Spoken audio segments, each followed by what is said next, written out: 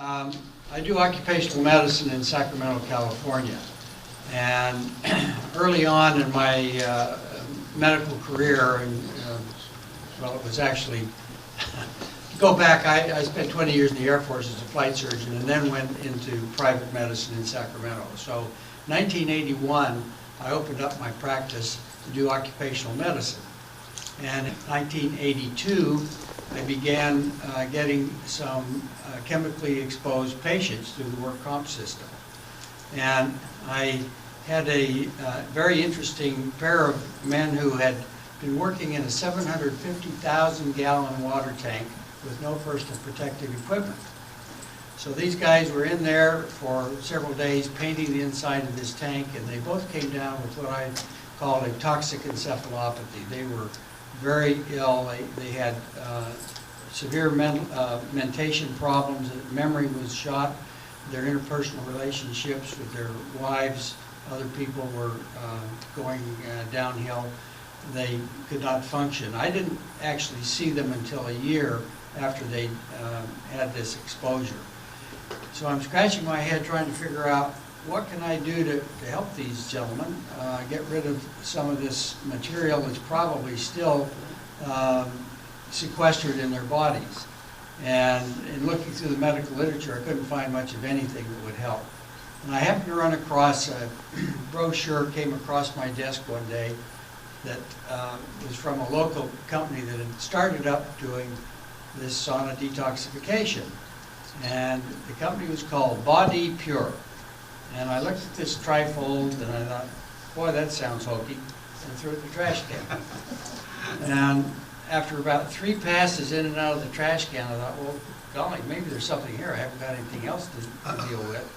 So I went down to this small startup company and talked with them, and they gave me a binder of about that thick, full of medical papers relating to each aspect of this treatment program.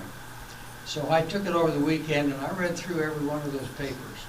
And I was very impressed with the fact that each one had a lot to say about it. Yes, sir. I just want you to know that David is one of the most modest doctors I've ever met. He has so much experience. And when you start talking to him, you realize this guy knows his stuff. And I hope you get a chance to ask him lots of questions, because he's just a wealth of experience. And he's the only clinician that I know who has a broad understanding of this, and he's the one who did the actual studies on some of the capacitor workers. And what we found was his blood level of these workers was 100 times higher in the fat than in the blood. 200 times, George. Okay. But it's scary. Yeah. But please, continue. Thank you very much. Okay. So anyway, I decided to try out this technique that was put together by L. Ron Hubbard in about 1978 to try and help people that were in the Church of Scientology who were having trouble understanding some of the information that he was giving them because of the drugs that they'd taken, the marijuana, LSD, cocaine, all of those. So he had put this thing together, and this technology was then available in this small clinic. So we gave it a try, and sure enough, these 2 gentlemen did quite well. They didn't do as well as I would have hoped, though, and in later thinking about it, I'm certain that had we gotten those men into treatment sooner, we would have been able to get a better result. And I think that showed up later on as well.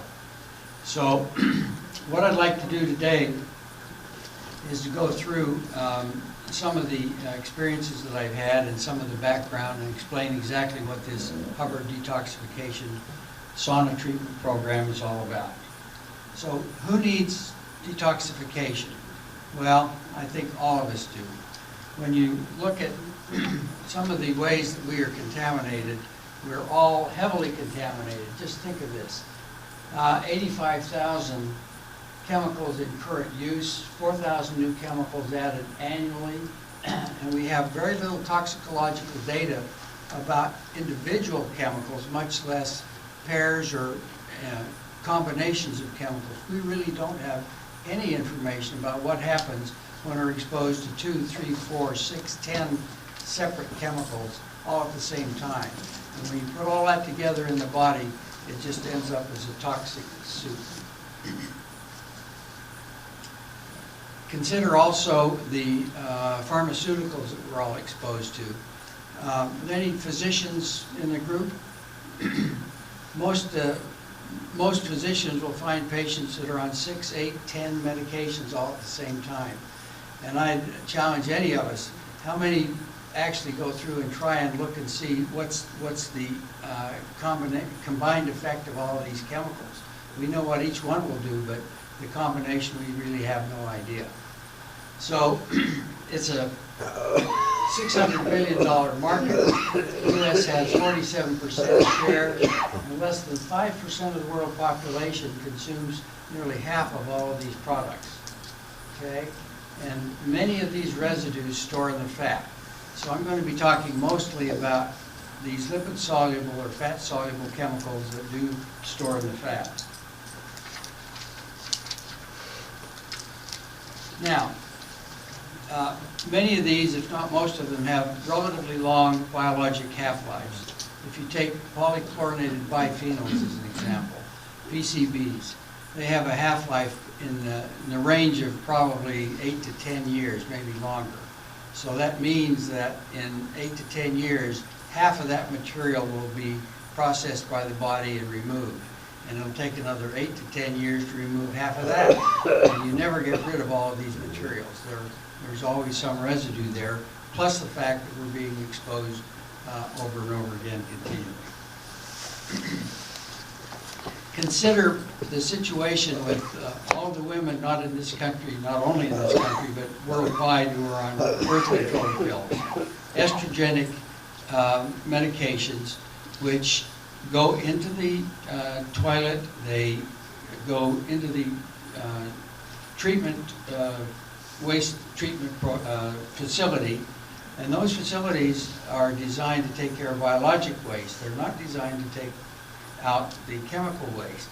Similarly, as this effluent goes into the streams and the rivers downstream, we have another city downstream which has a water intake, goes into their purification plant, and those plants aren't designed to take out all of these chemicals either.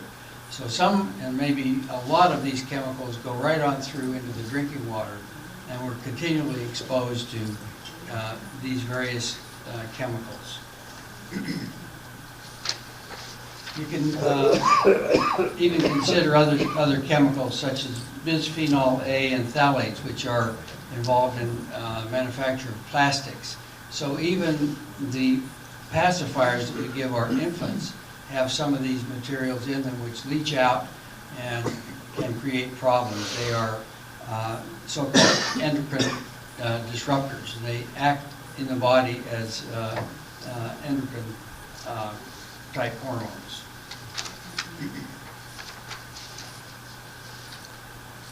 So, consider also the chemicals that we have in the home. I would challenge you to go through your homes and just check and see what you have. And I would warrant that most of you have many of these chemicals sitting around in your household. And these also create many, many problems. So the point being that we're heavily contaminated, and these contaminants don't just stay here in where we're exposed to them. They're in the air, they're in the water, they circulate around, and even if you go to the Antarctic, you'll find many of these persistent chemicals in the fat of the Arctic seals and penguins. So they're all around the globe, and they're very persistent. So the problem is that we have contaminated lives. And also consider the fires we had in Northern California recently, the floods, destroys some of the waste treatment plants, destroys some of the water treatment plants. So we have huge problems with toxic environment, not just from this one, which was from the tsunami several years ago. already talked about that a bit. So the problem is there isn't any recommended daily allowance for these persistent organic pollutants, so we're stuck with them. Now, many of these, as I mentioned, persist in the fat. More than 700 chemicals have been found in cadaver studies of fat of Americans. And consider that they recirculate. Every time you exercise, every time you fast, whenever you get stressed with heat stress or even emotional stress, these chemicals are released from the fat stores and circulate around in the body. And they re-energize, affect those areas in the body which are sensitive to those specific chemicals. And you have not only poor feelings, but you have illnesses coming up just related to the recirculation of these chemicals. And this includes the heavy metals. The heavy metals are also circulating around.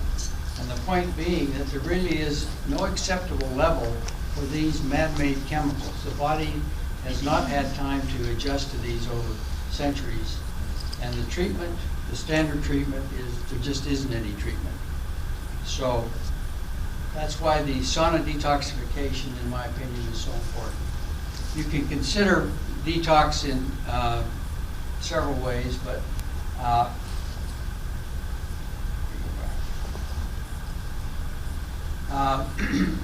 in general, most compounds are either hydrophilic or water soluble and excreted in the urine or the bile, or lipophilic or fat soluble and altered before they can be excreted. So unaltered lipophilic toxins are stored in the lipid-rich tissues of the body. And most of us have too much of that also. Okay, also,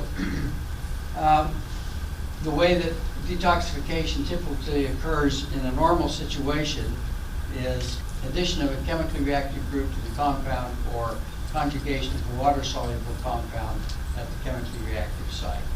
Most of these reactions occur in the liver, but also other organs, particularly GI tract, lungs, kidneys, and skin, as well as the brain, do some of this.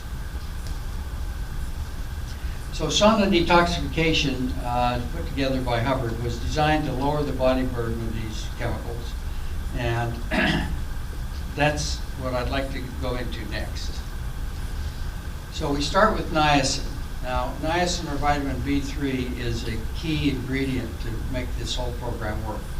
It turns out that niacin is very adept at breaking down or causing a lipolysis, where the fat cells are broken down with the niacin and thereby releasing whatever's stored within those fat cells. Now, it's important to understand that there are two types of niacin on the market. One of them is the immediate release type, which we use only that type. The sustained release type can cause problems with liver function. So we don't use a sustained release. That also does not cause the intense flushing and itching, which we consider to be a positive. We use that to encourage sweating. So only the immediate release type of niacin should be used in this particular protocol. So one of the things to recognize, if you look at the literature, niacin actually has a stabilizing effect on the lipocytes for about an hour 20 minutes or so. So they're stabilized and less likely to release. But after about an hour and 20 minutes, there's a rebound effect, which lasts for about 2 hours, in which there's an increase in the lipolysis and therefore the release of these toxic materials. So the way we use the niacin is we start off by giving the niacin as they come into the clinic. Then we have them exercise. Aerobic exercise is important because it also causes lipolysis. So we've got the niacin and the exercise helping to break down these fat cells.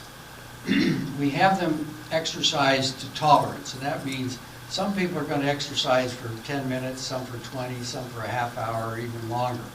But it's whatever the individual can tolerate. And they're getting their blood pumping, and they're usually starting to develop a little bit of sweat, not a whole lot. And about the time the niacin flush hits, they start itching and flushing, and into the sauna they go. Now, we'll put them into the sauna, and again, it's up to tolerance. So, generally speaking, the type of saunas which we've used in the past have been the standard types with the heated rocks and so on, the convection type saunas. Newer saunas we're looking at, and we'll discuss that toward the end. But the convection saunas we will usually run at about 140 to 180 degrees, 160 degrees being average Fahrenheit.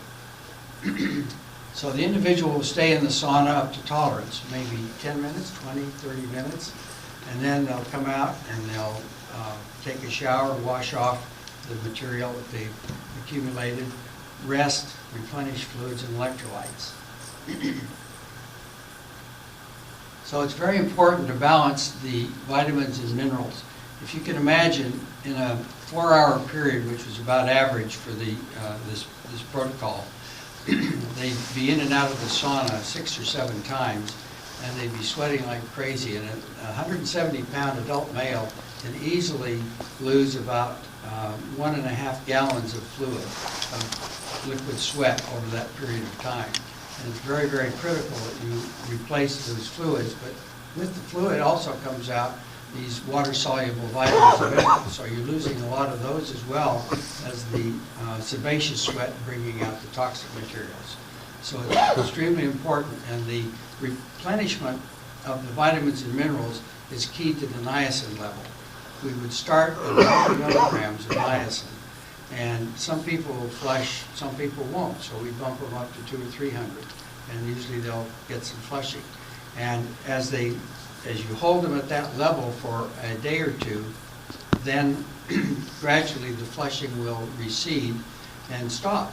And then we bump the niacin level up again. So it's a gradual increase of niacin, and we go up as high as 5,000 milligrams. That's 5 grams of niacin, which is not an unusual dose for many people. Many physicians use that as to lower cholesterol levels.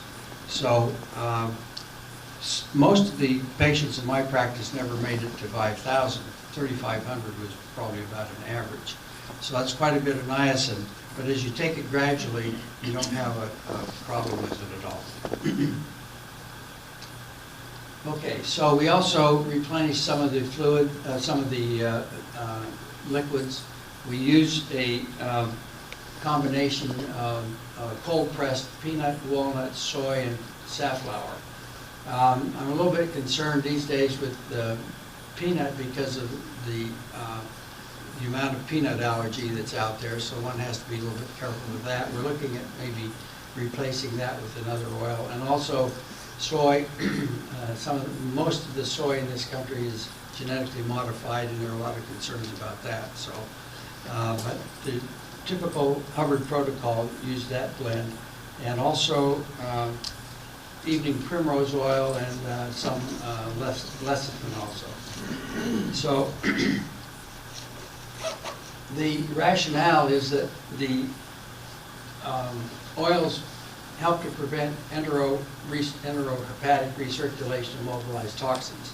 They're mobilized, they're floating around, they go and get secreted back into the GI tract, and if you don't do anything, the bile will cause reabsorption, and off to the liver they go.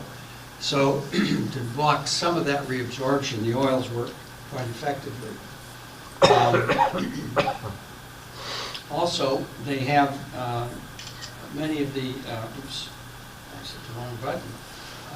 They have many of the essential fatty acids in these oils, which are necessary for cell membrane function, and generally have a very advantageous ratio of omega-3 and omega-6 essential fatty acids.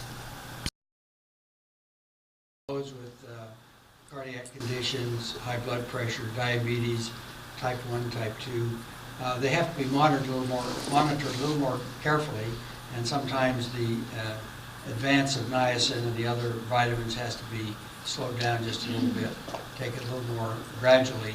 But in general, we never had any problems. I even treated several patients with multiple sclerosis. For the older folks in the audience, the test for MS in the old days used to be what was called a hot tub test. You put them in a tub of hot water and see if they got worse. And most of them, the patients that I treated with MS, didn't have any problems with the sauna exposure, which is interesting. And then there's monitoring going on daily. We check weight before they start in the sauna, and then at the end of the day, we recheck the weight and make sure that it's pretty close to what they started with, so that we know that we replenish fluids adequately. And that's a very important key, that we don't want people to go away and not be adequately hydrated. Blood pressure also wants to be monitored. And interestingly, I did a short-term study to see about temperature increase, see what sort of core temperature increases we got with these people.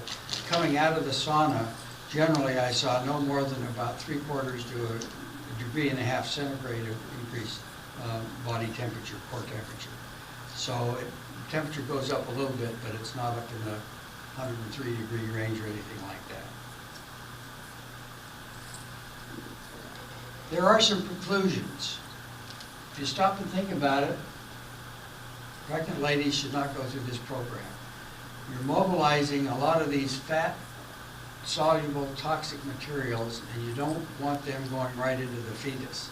So anybody who's going through and is in an age group, female, in the age group where she might be pregnant, it's probably a good idea to make sure that you have a pregnancy test beforehand, just to ensure that she's not pregnant and even know about it. And similarly, for mothers that are lactating and have suckling infants, they shouldn't go through either, because the toxic materials are actually more intense in the breast milk. And I've got an interesting case I'll explain in just a minute about that. If they're psychotic, or they're on antipsychotics, anti-anxiety, narcotic medications, these are all very fat-soluble medications. They store the fat, and if you throw them into the sauna in this program, it's going to suck those medications right out, and they're going to go into withdrawal immediately, and really heavily, and not many people are going to put up with that. So we generally try to reduce them down almost all the way off of those types of medications if we can. And if we can't get them off, then they're probably, it's not a good idea to put them through this protocol. So as I'll explain in a minute, a large part of my practice was doing drug abuse patients, and we had to be very careful with that. Wheelchair bound, most saunas will not accommodate a wheelchair, plus just sitting in they're generally metal wheelchairs now, and it would not work. If they're not able to get out of the wheelchair to get into the sauna, then I wouldn't attempt to put them through. I've treated patients down to about age 4, and if they have to be able to follow their parents' instruction very carefully, and the parent has to be with them in the sauna. But actually detoxed a few children down at that level. As far as I'm concerned, there isn't any upper age limit, as long as the patient is physically able to tolerate the stresses of this type of a program. So, I'm going to go through some examples of my experience with the sauna treatment program, and I've divided it up into sort of 3 groups. We'll run through a couple of them rather rapidly. Environmental or home exposures. We've all got these kinds of things in our houses. Carpets off-gassing, new furniture off-gassing formaldehyde. We're all exposed to lots and lots of chemicals, and so these cause problems for a wide variety of people. I'd like to describe one. This lady was a 50-year-old artist, and unfortunately I never was able to treat her, but she describes what I call the straw that broke the camel's back. 50 years old, she was an artist using oil-based paints. She painted about 50 pictures a year for 20 years. So she was exposed to a lot of solvents over the years, never had a problem. So one day she gets on the escalator at Macy's, Sacramento, goes from the second to the third floor, and the guy from the store is cleaning the brass work up there with this very volatile brass cleaner. So this lady comes up and she comes up into this cloud, and all of a sudden she's totally overwhelmed. She doesn't know where she is. She's panicking. She knows she's got to get out of there. Staggers over to the elevator. The door opens. She doesn't have the presence of mind to get out of the way to let the people off the elevator. She finally gets down to the ground floor and realizes there's no way she can drive her car. She pulls out her cell phone and can't remember her husband's cell phone number. So it just shows that we all have many detoxification pathways, and when you overwhelm one of those, it can be a sudden effect that happens that quick, and you go into an immediate severe situation as she did. So it would have been a better story if I'd been able to treat her and help her, but that wasn't to happen. Another 80-year-old lady had a atrium in her home, and she had a lot of plants in there, and they had some growths on them. So she brought in the pesticide guy, and he pours some chlordane all around, and pretty soon she becomes ill. She memory problems. It's not just her age; this all hit her pretty suddenly, and so she came to me, and we went through the history, and so I recommended that she get rid of the plants and get rid of as much of the soil as she could, and put her through the sauna detox, and she had a wonderful improvement in her situation. The drug cases, that probably was the largest part of my practice, was treating drug abusers. It just happened that it was by mouth self-referral, and that seems to be the way it went. And most of them did quite well. We treated some people with alcoholism. I was a little less happy with the results from the alcoholics. They really need a follow-up with an AA type of environment, I think. But most of them did pretty well, and the drug abusers did quite well. By reducing, getting rid of that residual drug, it makes a huge difference, because remember now, every time that drug abuser who has these things stored in his fat, or her fat, every time he or she exercises, fasts, gets stressed, out comes this material, and they have a recurrence of their symptoms, and the drive is increased to go back on the drugs to make them feel better. So they're bringing it out, but they're not handling it. By going through this program, the level of these stored drugs is greatly reduced. It's never completely reduced, obviously. We don't get all of these things out, but we get enough out to make the clinical improvement very impressive.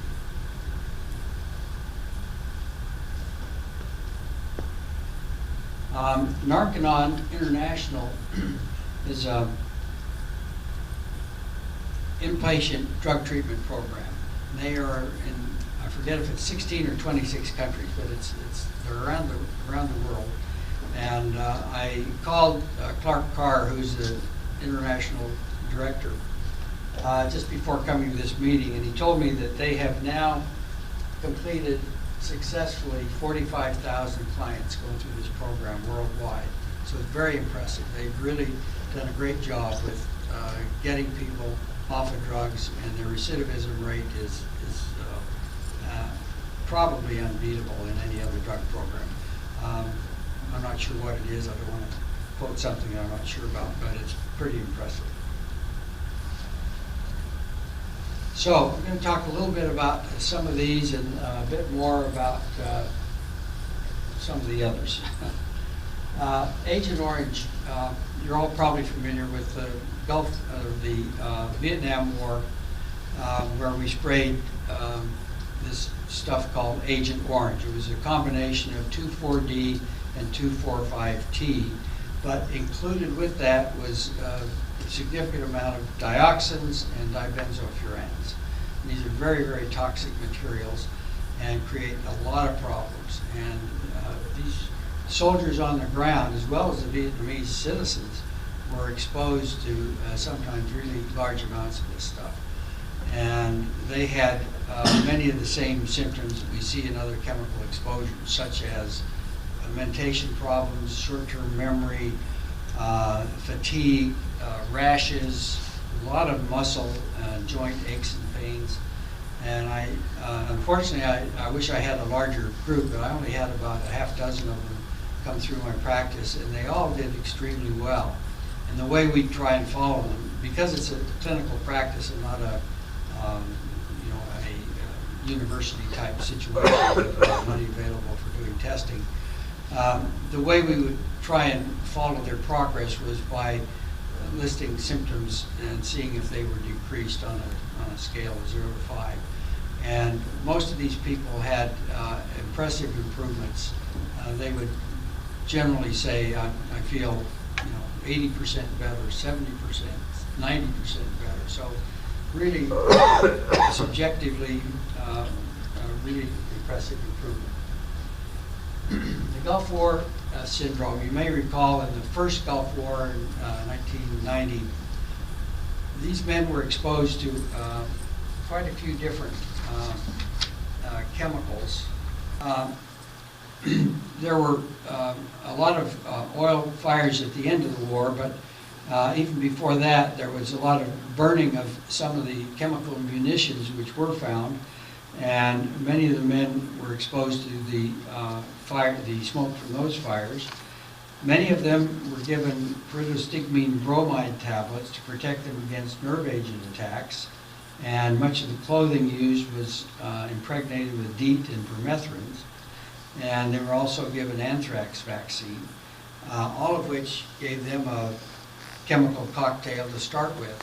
And there's very good evidence that these materials are actually what this combination of all of these things is what caused this so-called Gulf War syndrome, which consisted of the same things I mentioned: the headaches, fatigue, memory problems, irritability, lack of energy, sleep problems, joint, and so on.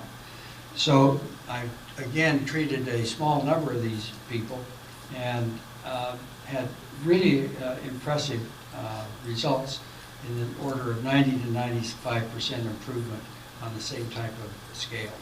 So they did extremely well.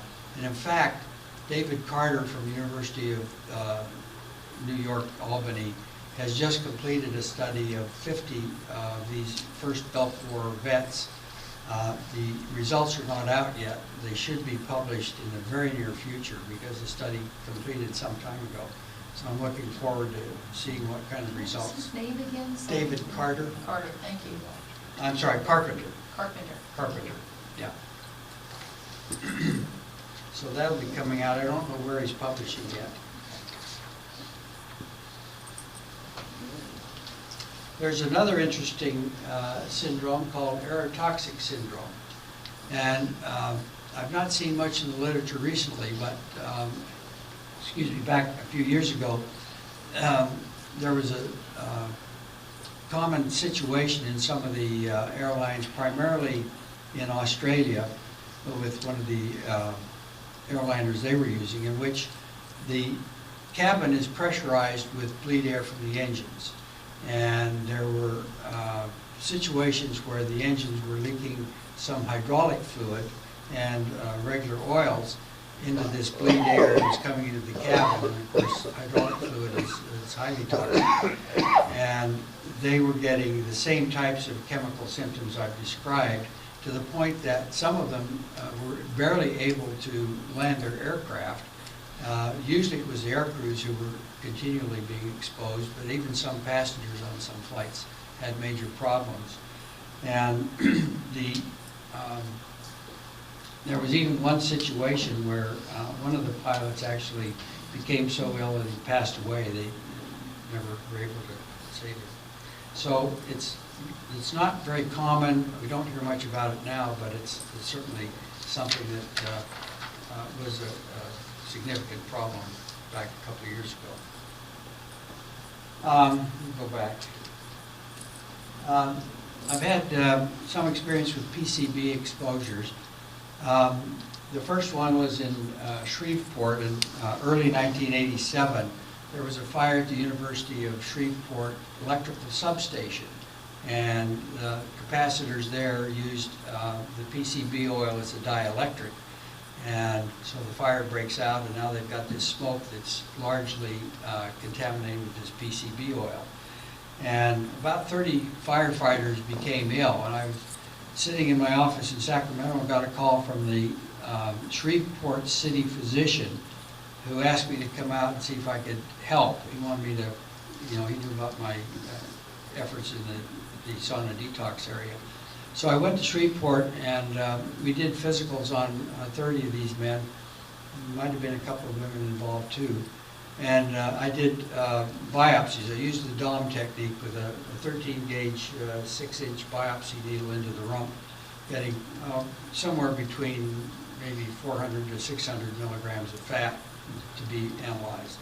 So they didn't sit down for a while after that. But in any case, eventually there were, I think there were 10 or 12 of them finally treated at some other facility, and they had mixed results with these men, but for the most part they improved pretty impressively. But I'd like to spend a little more time on the other exposure in a place called Semic, Slovenia.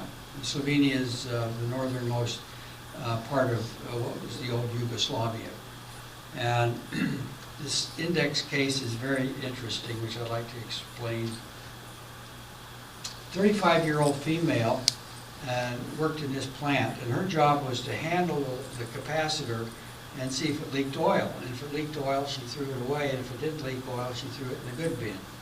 And day after day, she was covered in this PCB containing oil. So she began to have extreme lethargy, tiredness. She was sleeping up to 20 hours a day, could hardly get out of bed. She began oozing about 50 cc's of this blue-green material out of her breasts. She was not pregnant. She didn't have children around. She wasn't lactating normally, and just in really dire circumstances. And her physician in Ljubljana heard about the treatment program and contacted the clinic. There was then a clinic in Los Angeles delivering this program. So we brought the patient over and put her through the program. And she started out 50 cc's coming out of her breasts, and day 1 through 5, it just gradually decreased down to the point that by day 5, her breast discharge stopped. And she started improving even more from there. And let me just show you some of the tests that were done on her. Pre-treatment, her serum PCB level was 512 micrograms per liter, but her subcutaneous fat was 102 milligrams per kilogram. And when you work that through, it's about 200 times higher in the fat than in the serum. And that's what George was referring to. This was one of the first article or papers that detailed the extreme difference between these levels. After treatment, of course, the breast discharge had stopped. The serum PCBs dropped to 338, 34% reduction, and the subcutaneous fat 39, a 60% reduction. So we don't get everything out, but we get a lot of it out, and the improvement is what's really impressive. So we were able to treat about 15 of these men. We found a location with the sauna and treated them, and they did extremely well. And we had hoped to get more people from the plant under treatment, but as many things in medicine, it became very political. Because when you take a small village and the main employer is this plant, and now they're about to be shut down because of this, and it destroys the economy of the whole area. So it was a very, very political thing. We were never able to reach that problem. So I'm going to have to run through very quickly. I had a lot on the New York experience. And of course, we've all seen these pictures. This is what it looked like. These are the population of people who were there. They were treated initially with inhalers, steroids, antidepressants, and so on. And they were hoping that time would heal, but it didn't do the job. So our goals, I got involved about a month after the towers came down. We started getting phone calls, hey, can you help us? And we did send a team out. We were able to open up a treatment center about a year later, and over the ensuing many years, probably 8 or 10, we treated 1,000 of these people who were exposed, using donated money, by the way. And this is what we were trying to do, to keep them in their quality of life, pre-exposure quality of life, keep them in the workforce, and prevent long-term toxic effects. I don't have time to run through these individual cases, but we only have data on 484. This was done at about the 3-year point. And you can see this is the type of mix of people, mostly firefighters, quite a few police officers, citizens, sanitation workers. But look at this. This is really impressive. These are the changes in symptom severity with detoxification. Skin, the red is before treatment and the blue is after treatment.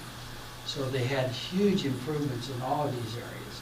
And it was interesting that the typical treatments that were given to them didn't get much of this material out of their lungs, but when we put them in the sauna, we had initially in the first few days of sauna treatment, they were coughing and bringing up large amounts of this blackish mucus, which they hadn't been able to get out before. And remember, some of these people were 3 or 4 years downstream from the exposure. So even getting them way after the exposure, we were still getting a lot of material coming out. And interestingly, 30% of the patients that we treated in the New York experience had observable stuff coming out of their skin. It was yellow, purple, black, gray. It was absolutely incredible, 30% of them. We had one guy who had a purple on his sweatshirt, his towel, and that material we had analyzed, and it was the heavy metal manganese. So it looks like I'm going to have to just really run through these. I'm over my time. We did see some normalization of not only thyroid hormones, but also cholesterol levels improved. 50% were abnormal to start with. At the end, 70% of those were normalized. So medications went down. We had improved quality of life. This is just a little about the experience starting from 1978.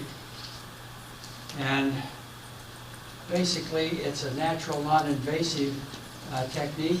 Safety's been established for more than 3 decades. Thousands of people treated successfully. It addresses the toxic effects of prescription drugs and illicit drugs as well. 30-year history of research and evaluation.